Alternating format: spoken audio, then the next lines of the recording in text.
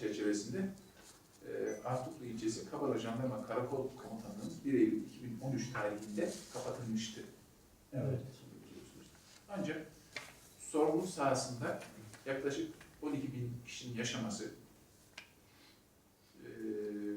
devriyelerde emniyet ve asayişin sağlanmasında kısmen zorluklarla karşılaşılması, Kabala mahallemizde son zamanlarda, son dönemde kan davasına kadar gidebilecek silahla kasten adam öldürme, kavga, yine kasten yaralama olaylarında meydana gelen olaylar ve bundan sonra meydana gelebilecek olaylara süratle müdahale edilebilmesi ve bölgenin daha sıkı kontrol altında tutulmasını gerekliliği.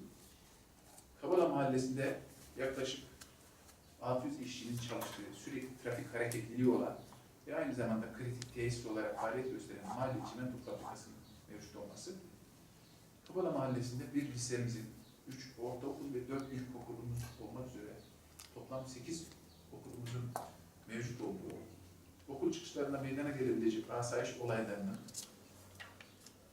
kavga, darp, tehdit, trafik kazası gibi sonucunda okul yöneticilerince de güvenlik talebinin olması ve güvenlik talebinde bulunulması sebepleriyle Kabala Mahallesi'ne güvenlik ihtiyacını daha iyi seviyede karşılamak maksadıyla valimiz tarafından geçici jandarma asayiş karakolu teşkiline karar verdik. Bunu da sizinle paylaşıyorum. Evet. Ondan sonra